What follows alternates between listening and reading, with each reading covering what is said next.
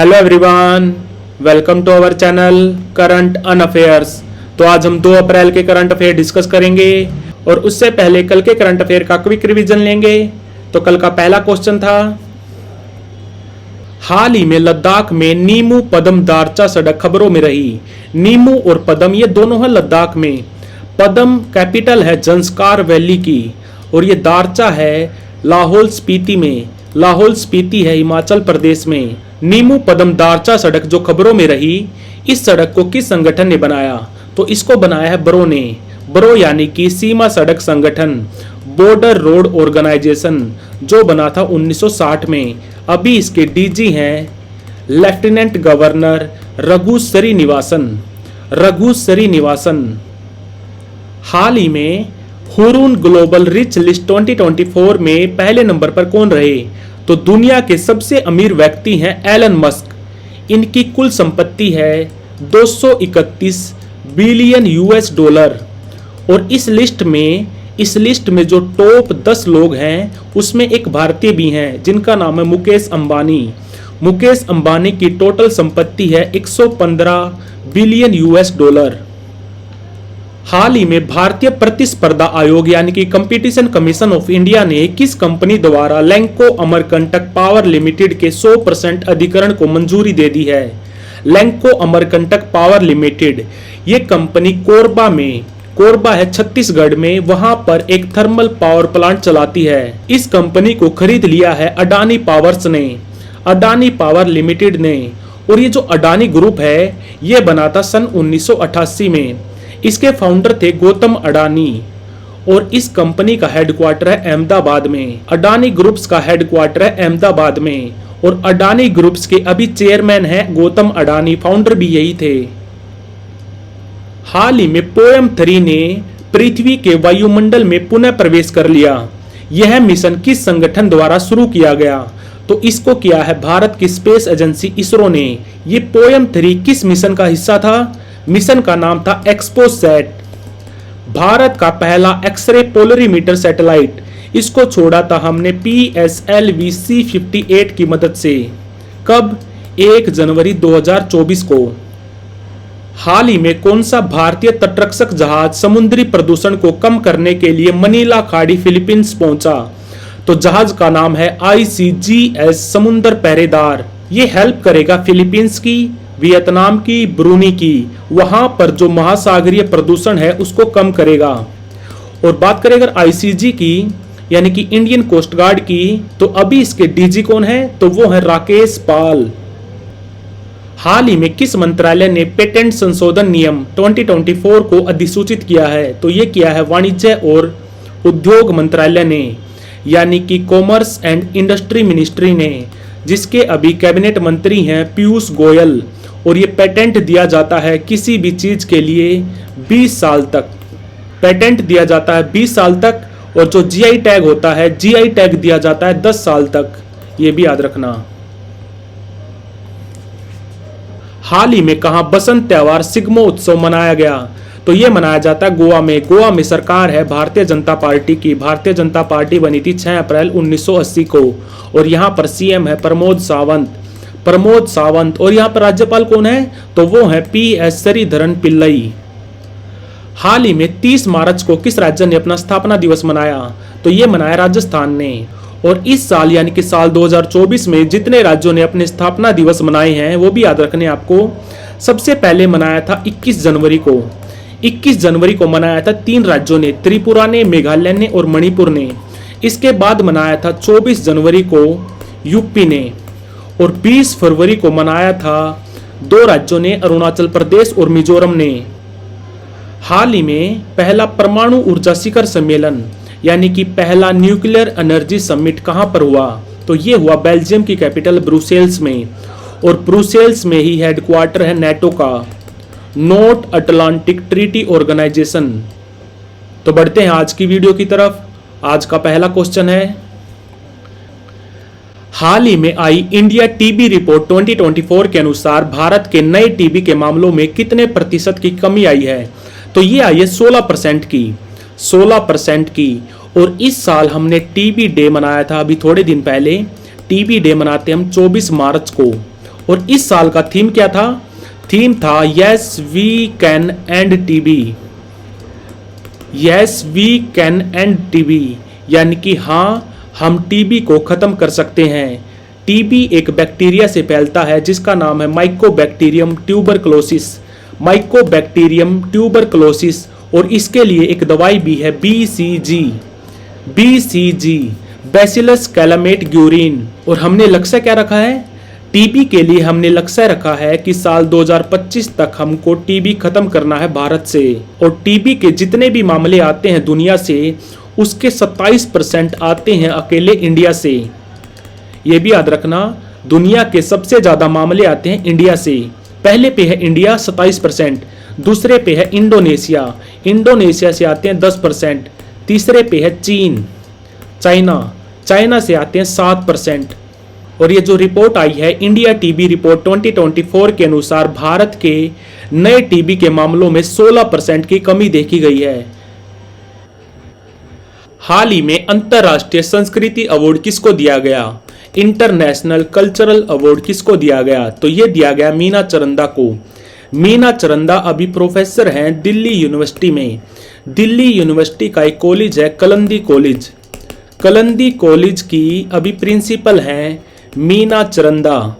और बात हो रही है यहाँ पर अवार्ड्स की, तो इस साल के आपको 3 इंपॉर्टेंट अवार्ड नहीं भूलने हैं। एक तो है मिस वर्ल्ड। मिस वर्ल्ड 2023 किसको दिया गया? तो ये दिया गया क्रिस्टीना पिस्कोवा को। क्रिस्टीना पिस्कोवा का संबंध है चेक रिपब्लिक से। और दूसरा याद रखना आपको एबल अवार्ड। एबल मैथमेटिक्स का नोबेल प्राइज बोला जाता है एबल अवार्ड। एबल अवार्ड दिया गया इस साल मिशेल टैलाग्रैंड को। मिशेल टैलाग्रैंड को, इनका संबंध है फ्रांस से। और तीसरा याद रखना आपको प्रिज्कर अवार्ड। वास्तुकला का सबसे बड़ा सम्मान है ये प्रिज्कर अवार्ड। ये दिया गया जापान के राइकन यामामोटो को। और एक और पुरस्कार याद रखना आपको, इरास्मस अवार्ड। इरास्मस अवार्ड ये दिया है नीदरलैंड की सरकार ने भारत के अमिताभ घोष को। ये भी याद रखना। और ये जो मिस वर्ल्ड हुआ था इस साल, इसका आयोजन कहां पर हुआ था? इसका आयोजन हुआ था जियो वर्ल्ड कन्वेंशन सेंटर में। जियो वर्ल्ड कन्वेंशन सेंटर है मुंबई में। तो आंसर है इसका मीना चरंदा। हाल ही में कच्चा तीऊ द्वीप चर्चा में रहा। इसको भारत ने किस कंट्री को दिया था? इसको भारत ने दिया था श्रीलंका को। एक्चुअली बात क्या थी, जो बीजेपी अध्यक्ष हैं तमिलनाडु में बीजेपी के अध्यक्ष हैं के अन्नामलाई, इन्होंने आरटीआई लगाई थी। इस आरटीआई में पता चला कि भारत की पूर्व प्रधानमंत्री इंदिरा गांधी ने कच्चा तीऊ द्वीप को 1974 में दे दिया था श्रीलंका को। यह न्यूज में इसलिए भी आया क्योंकि भारत के प्रधानमंत्री नरेंद्र मोदी ने इसके बारे में ट्वीट किया था। ये जो कच्चा तीऊ द्वीप है, ये मछली पालन के लिए बहुत अहम स्थान है। जब हमारे ऊपर अंग्रेजों का शासन था तब ये मद्रास प्रेसिडेंसी का हिस्सा था, बट सन 1974 में इंदिरा गांधी ने इसको दे दिया श्रीलंका को। तब से ही जो तमिलनाडु है वहां पर इसका बहुत ज्यादा विरोध हो रहा है। जब से नरेंद्र मोदी जी ने इसके बारे में ट्वीट किया है, ये न्यूज में छाया हुआ है। और एक और आइलैंड याद रखना आपको, मिनिकोय आइलैंड। मिनिकोय आइलैंड भी अभी खबरों में था।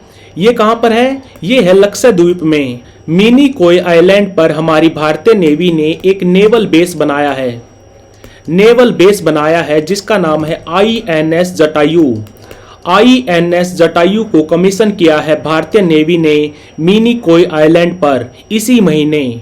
मिनिकोय आइलैंड के बाद अब कच्चा तीऊ द्वीप चर्चा में रहा है। कच्चा तीऊ द्वीप को भारत ने दिया था सन 1974 में श्रीलंका को। हाल ही में किस कंट्री ने फोन पे से UPI पेमेंट की शुरुआत की है? तो ये की है UAE ने।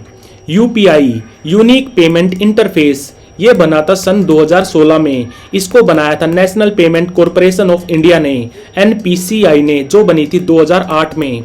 इसका हेडक्वार्टर है मुंबई में। और बात करें अगर UAE की, तो इसकी कैपिटल है अबू धाबी।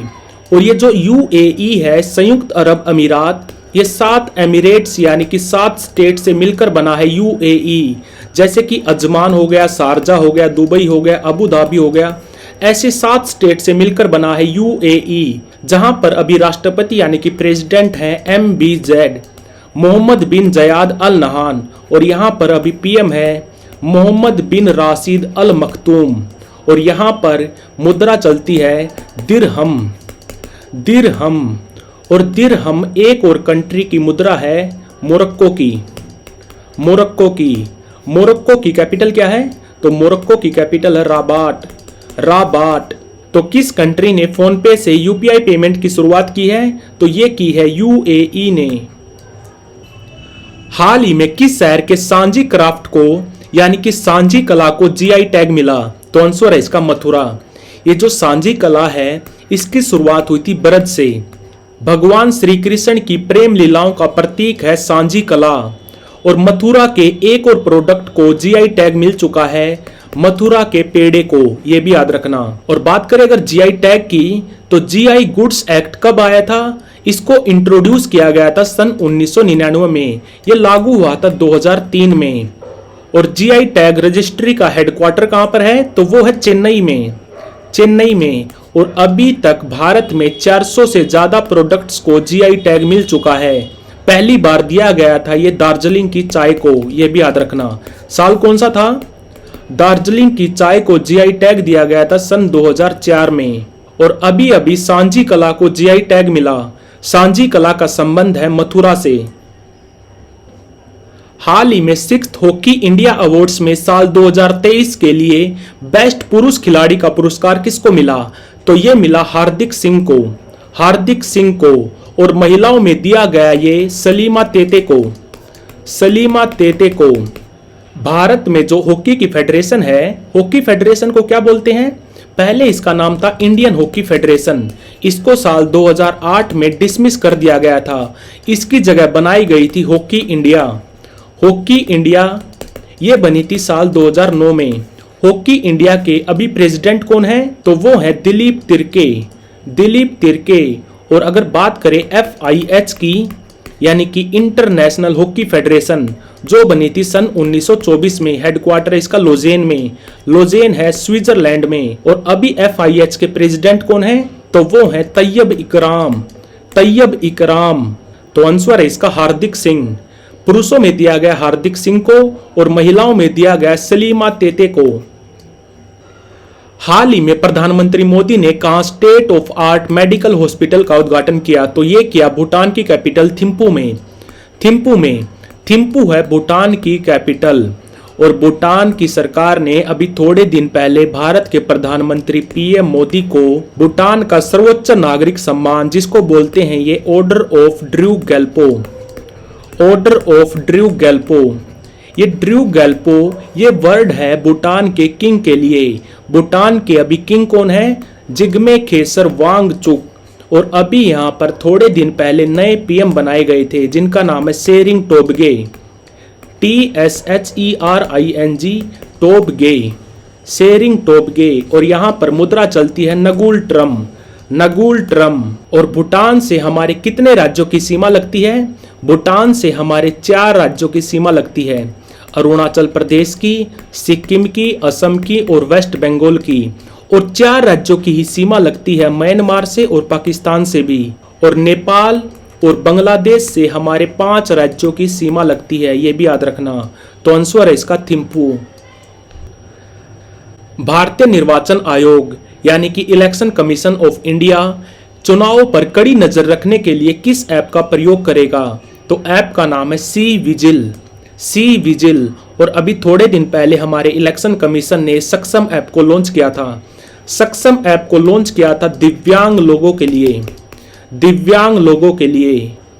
और हमारे इलेक्शन कमीशन ने अभी थोड़े दिन पहले PWD आइकन घोषित किया शीतल देवी को। शीतल देवी को वेरी वेरी इंपॉर्टेंट। शीतल देवी ये पैरा आर्चर हैं, पैरा तीरंदाज हैं। इनको अर्जुन अवार्ड भी मिल चुका है। PWD यानी कि पीपल विद डिसेबिलिटी। और अभी थोड़े दिन पहले हमारे इलेक्शन कमीशन ने पंजाब स्टेट के लिए स्टेट आइकन घोषित किया है शुभमन गिल को। शुभमन गिल को। और हमारे इलेक्शन कमीशन ने कहा है कि दो तरह के लोग घर से वोट दे सकते हैं। एक तो वो जिनकी उम्र 85 साल से ज़्यादा हो चुकी है और दूसरे वो जिनकी विकलांगता 40% से ज़्यादा है। और हमारा इलेक्शन कमीशन ये बना था 25 जनवरी को, 25 जनवरी 1950 को। इसीलिए हम 25 जनवरी को मनाते हैं वोटर डे। वोटर डे मनाते हैं हम 25 जनवरी को। और अभी हमारे चीफ इलेक्शन कमिश्नर कौन है, तो वो है राजीव कुमार। और दो एडिशनल कमिश्नर कौन है, एक का नाम है ज्ञानेश कुमार और दूसरे का नाम है सुखबीर सिंह संधू। ज्ञानेश कुमार और सुखबीर सिंह संधू। तो आंसर है इसका सी विजिल। माइक्रोसॉफ्ट किस कंपनी के साथ मिलकर 100 अरब डॉलर के सहयोग से एआई सुपर कंप्यूटर स्टारगेट बनाएगी, तो ये बनाएगी ओपन एआई के साथ मिलकर। ओपन एआई ये कंपनी बनी थी सन 2015 में। इसका हेडक्वार्टर सैन फ्रांसिस्को में जो है अमेरिका में।